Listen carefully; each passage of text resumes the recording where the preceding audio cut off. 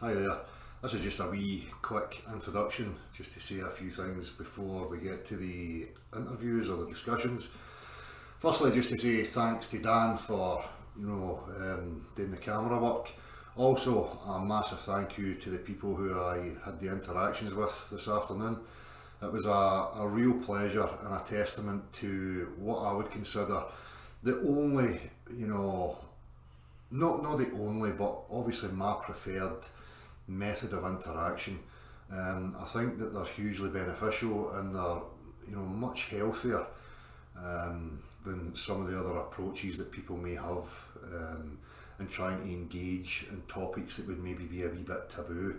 But again, for me, these were perfect examples and fill me with hope that we can reach a point that, regardless of where we're coming from and the viewpoints that we have, that we can establish a grounds of communication that's amicable, mannered, respectful, and that we can always part ways, having enjoyed each other's interaction.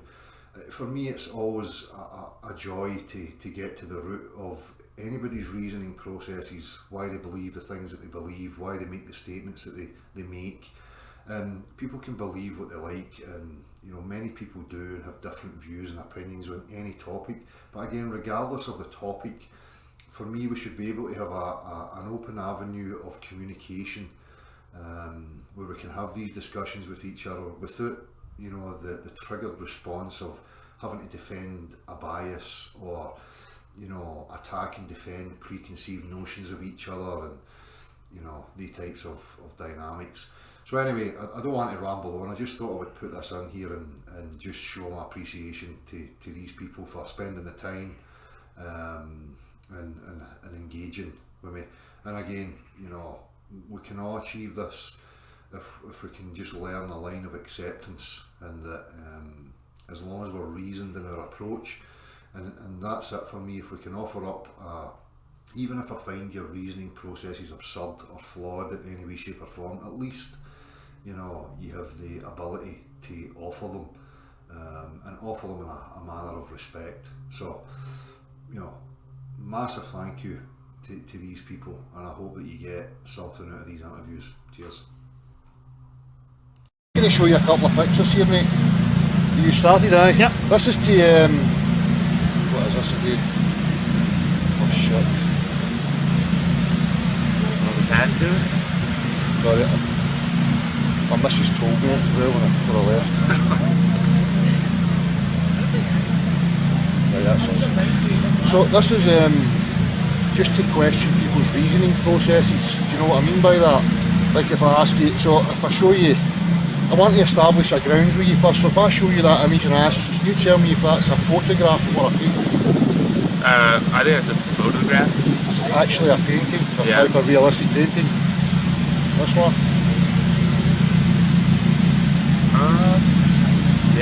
And now I guess painting. Painting? Yeah. Right, yep, it's a painting again. That one? Painting. Painting, yeah.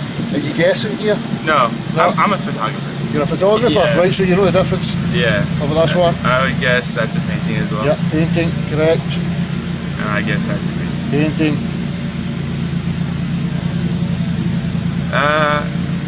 It's really hard to tell.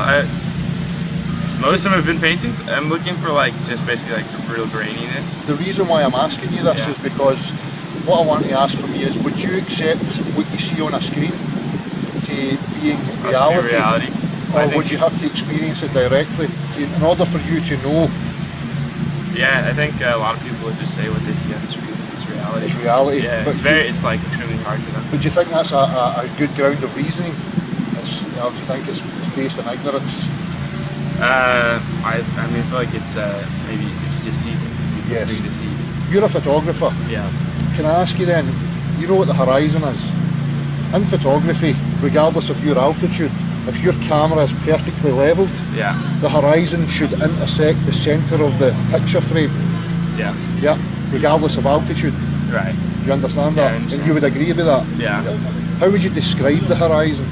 How would I describe the horizon? Yeah. If I gave you 3 examples, if I gave you an arc, Yeah. An inverse arc, Yeah. or a straight line, The slight arc, I suppose. a slight arc. Yeah. So you think there's a slight arcing on the horizon, the horizontal? Yeah, I would think You so. think so? It's never been there, it's never been detected. Where I'm going to go with this, mate, right? So we're looking at these. Now I'm going to get to this image and I want you to tell me what you think of this image.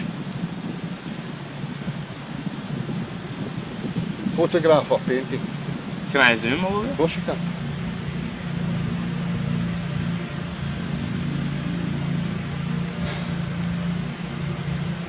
I would guess a painting. Photograph. Photograph? I don't know, I think so. I mean, it's really hard to tell because, like, it's extremely detailed. This is the whole purpose of this. And Yeah. are you aware that there's people... It's a bit blurry, so... Are you aware that there's people investigating and asking questions of the shape of the Earth right now? Yeah. Are you aware of that? Are you saying about... Oh, is this related to, like, yeah, okay. What I'm interviewing people is because there's people asking the question now, what shape is the Earth? Yeah. People are doubting that the Earth is a globular, space rock. And I'm one of these people. I doubt that. I don't have a replacement for this. Yeah. So I don't make a claim. But to you know. can... So what I'm going to ask you is, yeah. do you believe the Earth is a globe? Yeah. So when we're talking about reasoning with each other, man to man, Yeah. how could you reason with me as another man and convince me that the Earth was a globe? What would be the thing that you would go to? Well, I mean, I don't know too much science. I'm more of a writer, but I do know that the ancient Greeks, like when their like early reasoning was that like when a ship goes past a certain part in the horizon, like it seems to go down. Like Seems to go down. Well, it does. It appears to. I mean, yeah. So in that, what I'm saying, see, mind that the question I asked you about the horizon, regardless of altitude, if we're at sea level and somebody says a ship goes over a curve there, that's a fixed geometric point on a curved surface then. So as I elevate up, my angle must increase downwards at that point of reference. But as I elevate up, the horizon stays with my eye level and extends further and further beyond. If the ships were indeed going over a curve, then it would be a fixed point, and if I elevated from that point, my angle would increase downwards to look at that. But it does, no? Yeah. Why? If you go up in altitude and it's a curved surface, it would make sense that You would have to look down. If it was a curve, if you're standing at the top of a sphere and it curves downwards from your feet, as you elevate up, your angle to the horizon must be increasing downwards. Oh, okay. But it doesn't. If you remain level with your camera, if you take a photo of the horizon at sea level and you go up 2,000 feet, the horizon's still straight out in front of you. It's no below. I guess so. So again, Yeah. and if we're talking about water physics, real world physics, when I test water seeks its level. Yeah. I When you test it? When I test bodies of water, Yeah. any liquid, it collapses and finds the equilibrium on the surface and it forms a horizontal planar surface. Yeah. I can't demonstrate to you how a body of water can hold convexity upon its surface. But that's just gravity related, no? So here's the difference. What you're offering me then is an explanation to support the image. Indirect physics, I'm offering a real demonstration of how the substance behaves without an explanation, because that's just how it behaves. Right. So with the globular Earth model, it always offers an explanation of how these things could be possible without any physical examples. And I base my understanding of reality in physics. What can be demonstrated, what can be directly measured and shown. Would you think that was more sound reasoning than No, I mean, I feel like you're doing a very good job of being like reasonable and like having like a dialogue. I think a lot of times these conversations can be really tricky. They're very difficult. Yeah. One of the things. Do you think it's so? I think the Earth's demonstrably level, not flat, because we have high points, we have low points, but we find high and low. Just a disc. I don't even know that, because I've not been to the outer reaches to know the full dimensions. For all I know, it extends to another pond, another area. There could be other worlds. Why? I mean, like, why would? This is like a bit. You'd be assuming that there'd be like a lot of people lying. Here's the thing. I was the same as you. When I grew up, I was educated and told about the globular Earth model. Yeah. So when I was repeating that to my children, was I telling them lies? Depends if you think you were. Well, I would only be telling them lies if I was aware that it wasn't true. Yeah. But I believed it to be true without ever really assessing it. Yeah. So in that situation, I'm not telling lies, and neither is anybody else. Yeah. They're repeating what they've been told and educated in. Well, I couldn't think of any reason why they would be like hoax, you know, Yeah. or like why? But I could, Because then you can start doubting of like, oh, well, like any department of science you want. what I'm trying to offer people is, like, regardless of motives, Yeah. what I'm trying to establish is how do two human beings reason with each other Yeah. about these things, rather than, you know, Yeah. entering fallacious Nice, reasoning. nice, I like I don't want to appeal to consensus Yeah. or authority or Yeah. you know, hearsay. Well, I think there's so many things in everyday life that we just don't know anything about, and we just assume we do. Like I always thought like outlets are very interesting. I don't think like, you know, anyone walking down this road could thoroughly explain how outlets work or like any of that technology. You just take it for granted. So for you to like ask these questions. Yeah, but that's the thing, and I agree. There's people that have expertise in certain fields, but I can understand any kind of mechanical principle regardless of the field. If there's a practical, physical reference to it, but when it's only language based and conceptual based, it's very difficult for me to grasp that. But there is math. I mean, like most Of course, math. but you understand math's a formal science. Yeah. It's a language. It's not rooted in the natural sciences. Yeah. So you can make concepts, abstract conceptual, you know, patterns, you know, geometries. You can make assumptions. You can devise stories using mathematics. So mathematics for me never trumps physics. Yeah. Physics comes first and foremost. The physical and the examples of the physical. Then we ascribe a language, a descriptor to these things. And when I find that the globular Earth offers many explanations but has no physical practical examples to support, I think that's highly dubious. Yeah. You know. So what I'm trying to establish is just a reasonable mode of discussion with people. Usually when I ask these questions, people say you're a flat earther, and they're loaded with these programmed responses. What do you think? What do you think of people that are classed as flat earthers? What's your immediate? I mean, I just like. I don't know too many, so I can't speak from like my experience of talking. But I'd say that. Never met any lunatics. I don't know. I would just question like to the extent to which like they've researched it. I mean, it's very easy to be misled. So I think that argument goes in any direction, right? Do you think I'm researched and misled? Yeah. Oh, sorry, research. Do you think I'm well researched? Yeah. Do you think I could be misled? Or do you think this is what I'm saying? Just between I'm you and I. saying either of us could be misled. Yep. I mean, it's like.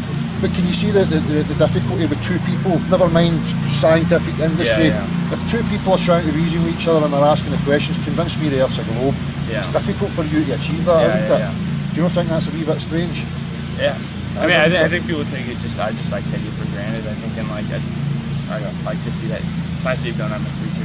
Yeah. Yeah, it's a good conversation. I have to run a tennis tryout. Sorry, listen, one more question. Yeah. See if I was coming along here with a megaphone and I was shouting stuff in the megaphone, would you be inclined to speak to me or disregard me? Yeah, no, I wouldn't disregard it. This is the method of I mean, you're approach. doing a great job. This is like, as a student, I can respect the way that you're approaching it very, like, you know, level-headedly and like, presenting research and not throwing it down my What's your throat. name, buddy? Henry. Dale. Your name? Nice to meet you. Daryl? Dale. Nice. Oh, Dale. Nice to meet you.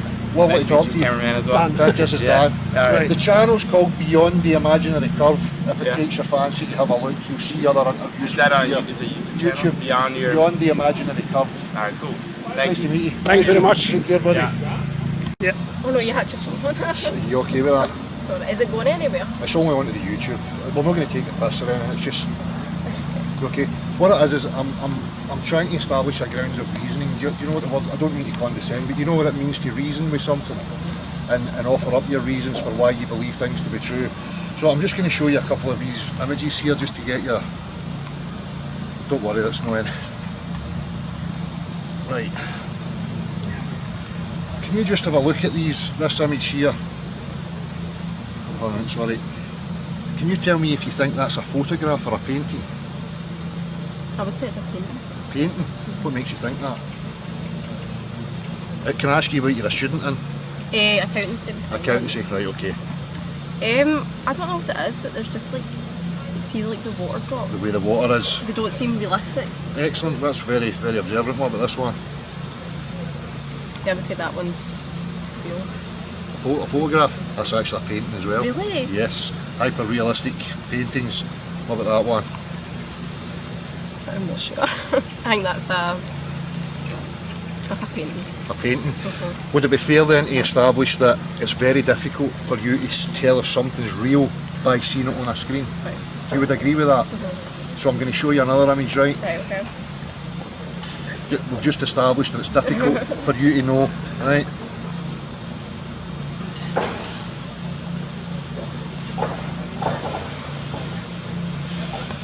you say that's a photo? A photo? If that's a painting, that's like It's actually not a photograph. Is that a painting? There's no such thing as a photograph of the globular Earth from space. They're composite images, they tell you this. That they take strands of information and then they put it together, they put it in Photoshop, they add the clouds and blah blah blah. So what again, if you look at that one, same again, it's hard for you to tell.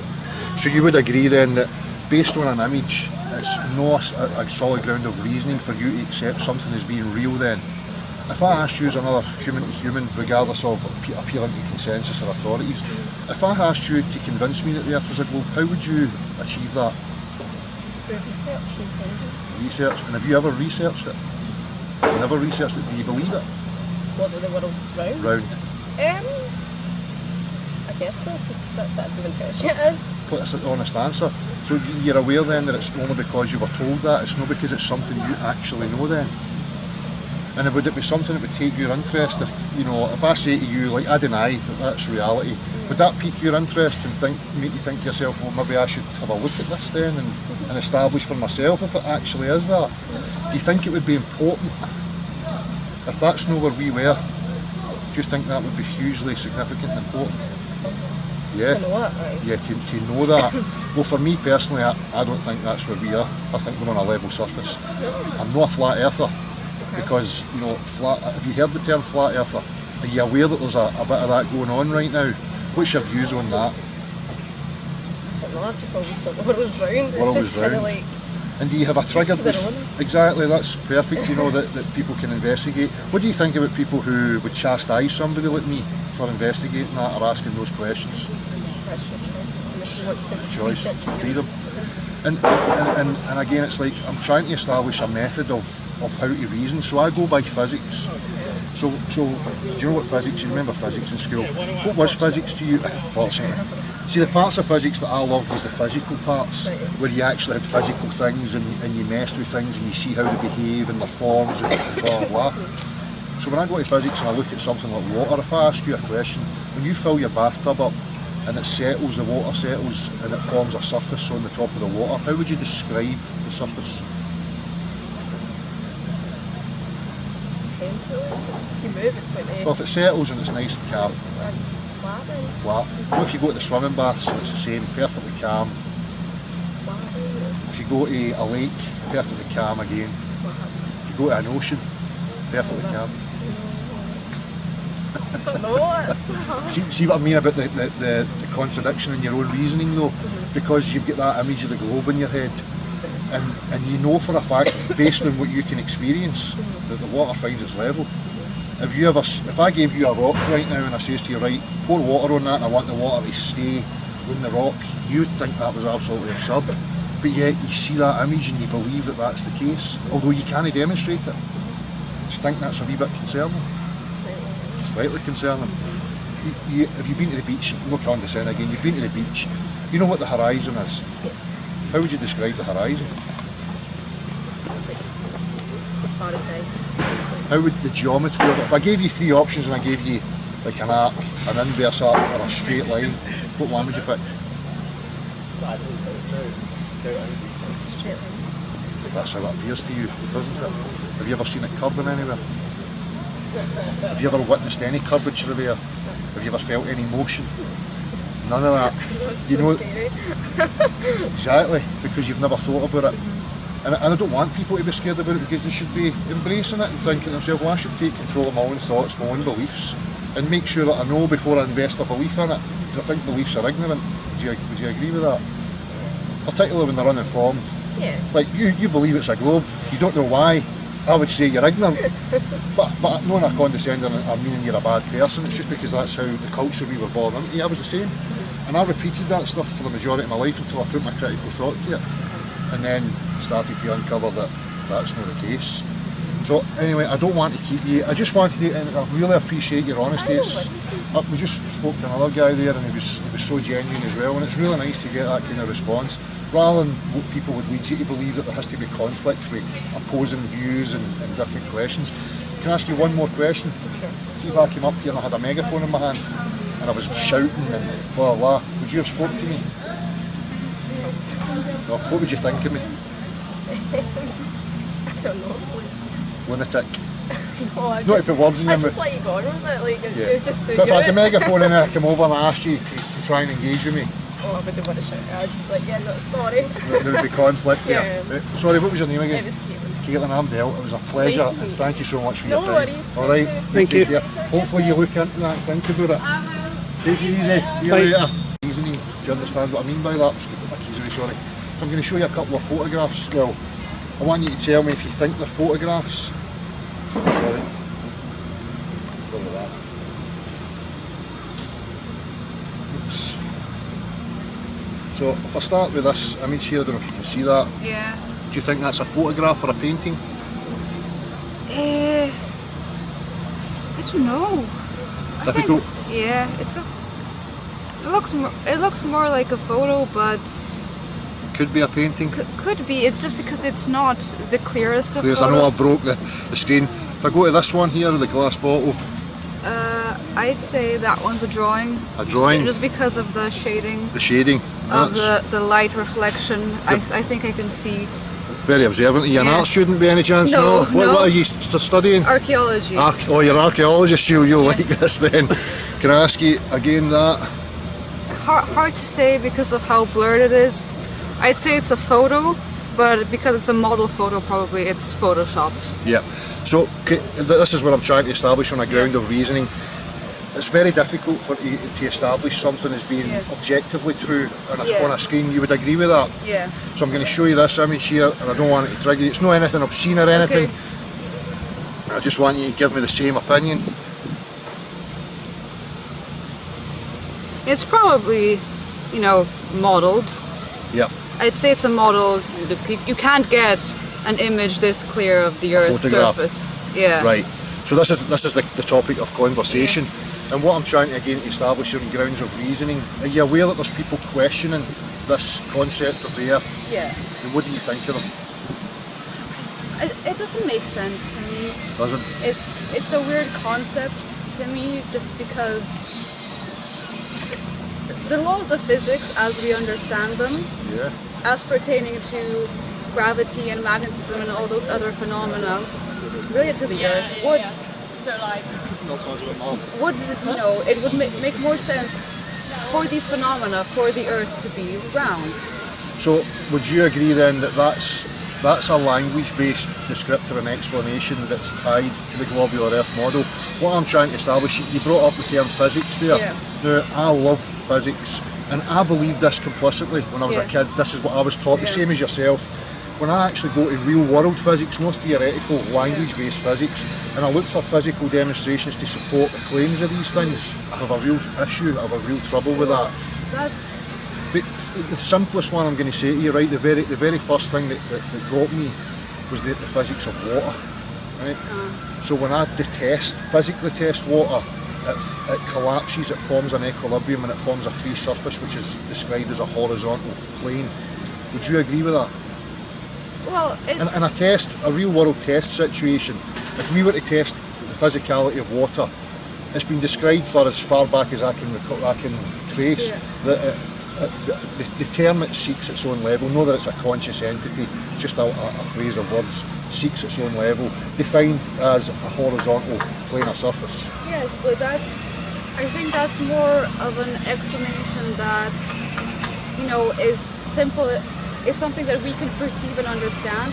Because obviously, when you're testing the water surface, you're not going to have a body of water as big as the ocean. You're going to do it in a tub or something like that. And then yes, water will mold itself to the shape of the container. If you put it into a rectangular container, it's going to form, a flat surface. And the walls will form the shape of the containment. Yeah. But in any case, you need a container. Yes. Would you consider a ball to be a container? Yes. You would. If I gave you a ball right now and I asked you to demonstrate how oceans behave on a ball, could you achieve that? Well, a ball doesn't have a core that could exercise the gravitational pull to pull water to it. So again, when I'm reasoning, right, when I'm asking these questions, I'm based on physical reality. Yeah. You can't offer me a physical demonstration, but you can offer me an explanation. Yes. The same as a Christian can offer me an explanation of, Jesus or blah blah blah. But again, for me, that's a religious explanation. It's not based in real world physics. Well, again, it's how deep you want to delve into the physics and how much physics you can, understand. There are physics that are. I'm not a physicist. No. Okay, I don't delve too deeply into physics. However, my mom is an astrophysicist. Right.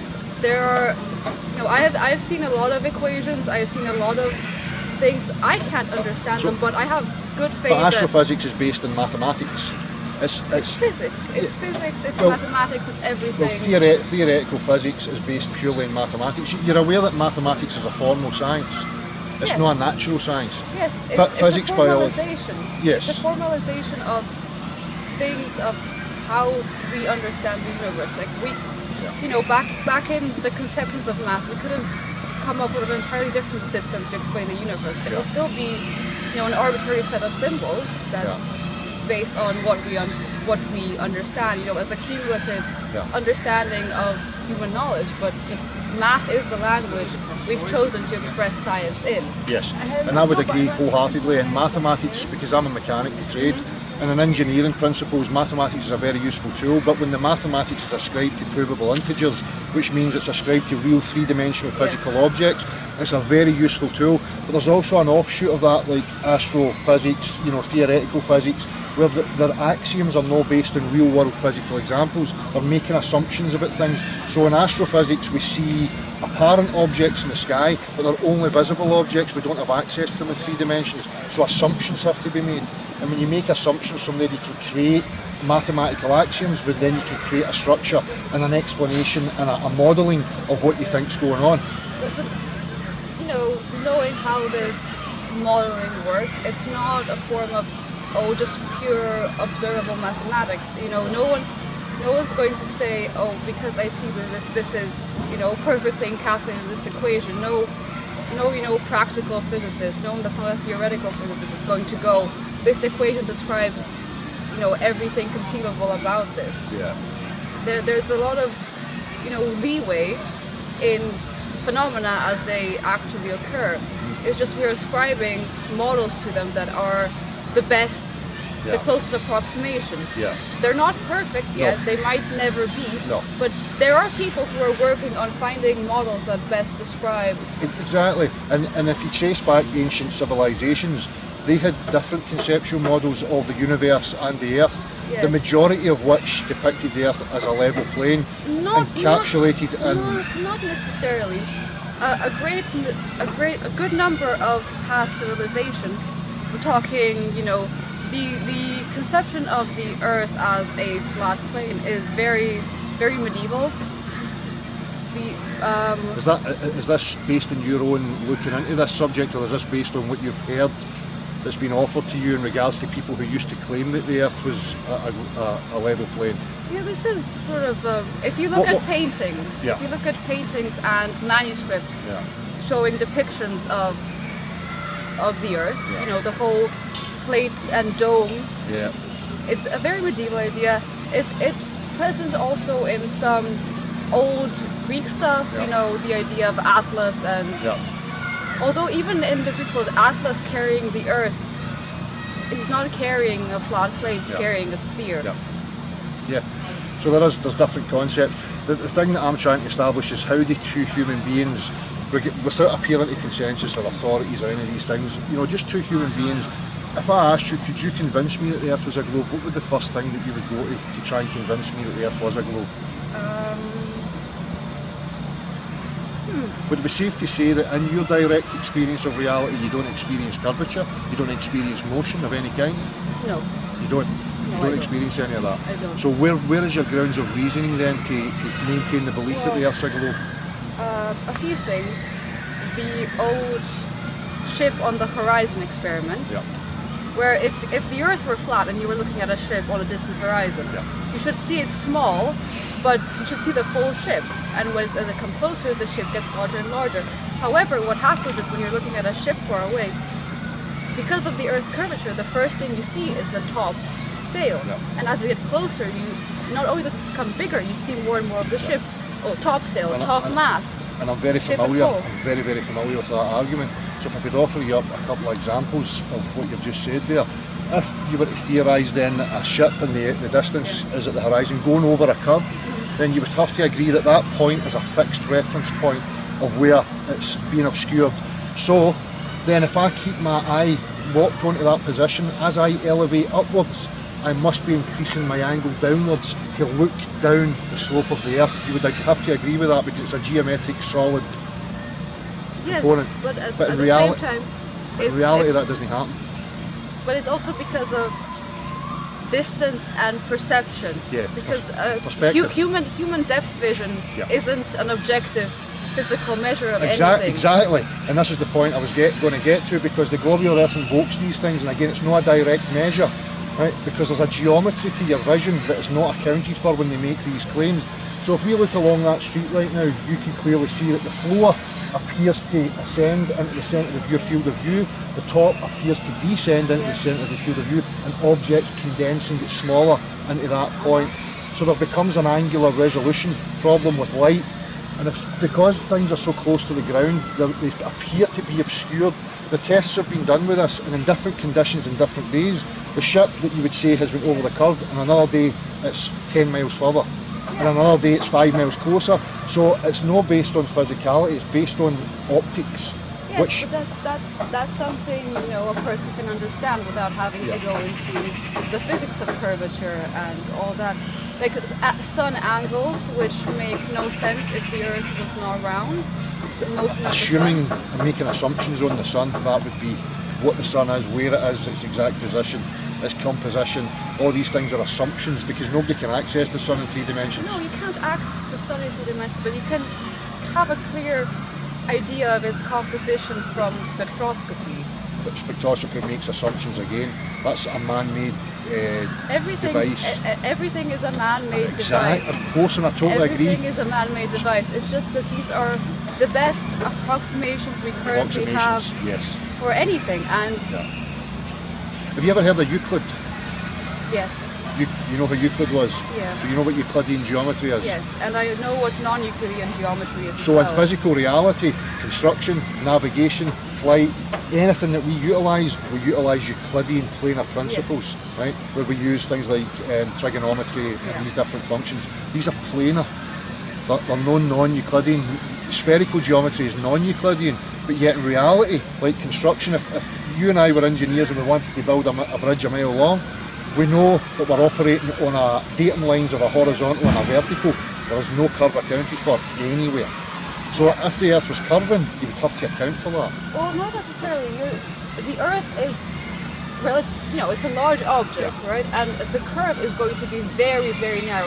Can I tell you it's 8 inches per mile squared? Sure. Yeah. You know, when you're building a building, it's not going to be more than, you know, a couple of tens, maybe 100 meters in length if it's a big building. That doesn't, you know, the topographical change of whatever surface you're on, you know, if it's a hill, if it's a park, because the Earth isn't smooth. Yeah, of course. You know, those things are a more immediate concern to anyone doing construction than the Earth's a land curvature. surveyor will assume flat up to 100 miles. Where there should be, you know, massive amounts of drop curvature. A friend of mine works in shipping. He designs and constructs warships.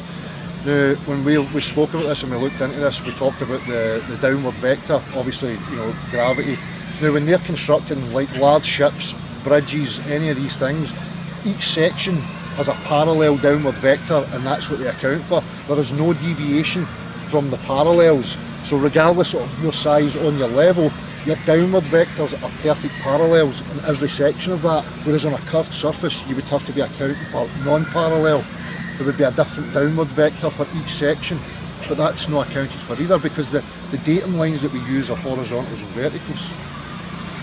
Look, I don't want us to descend into, you know, some sort of because it's been great speaking to you and I really, really appreciate it.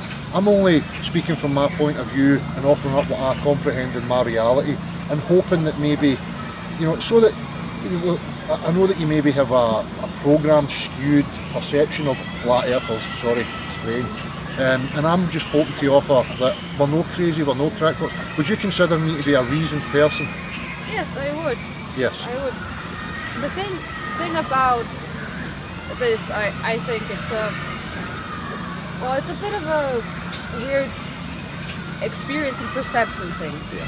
Because no one alive is going to, no one, with their own senses is going to experience the Earth as spherical, because, as soon as you move, everything in your surrounding is flat relative to you. A human person is not a large object compared to the scale of the Earth.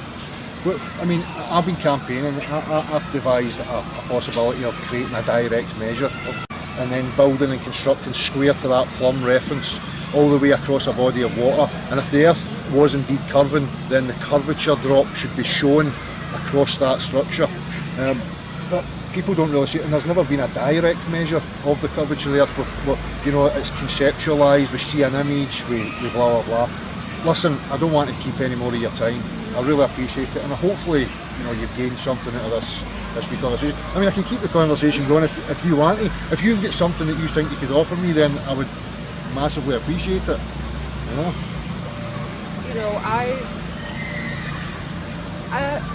I've done equations, estimating the curvature of the Earth based on shadow, based on all of that. Yeah.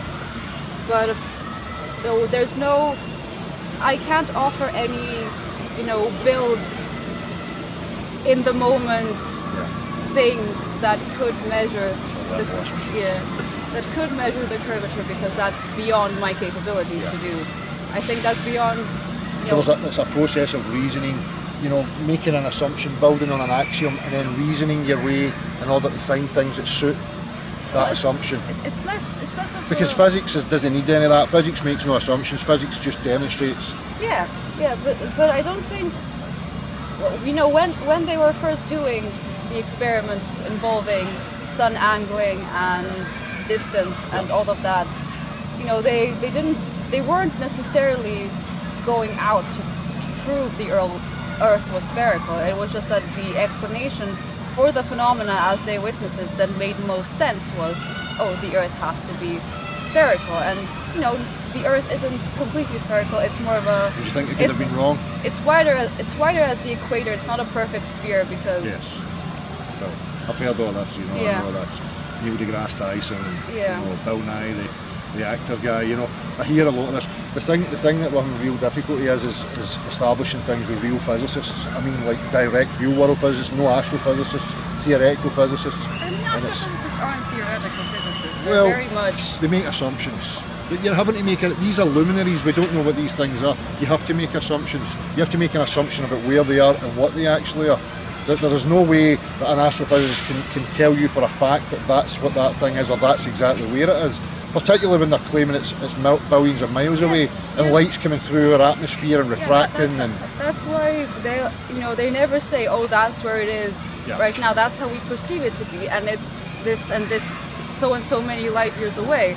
And if you were instantly to teleport to that exact spot, that celestial body might not be there just because of how many years of light distance we are removed from it when we perceive it. I mean, for thousands of years we have Polaris, and for thousands of years we have the constellations, and then their relationships to each other never change. Do you know that the heliocentric model do you know what the claim is in the heliocentric model of the Earth going round the Sun? Yes. And it's not just that it's a stationary sun, but the sun's travelling at 500,000 miles an hour as we get around at 64,000 miles an hour, while spinning at 1,000 miles an hour.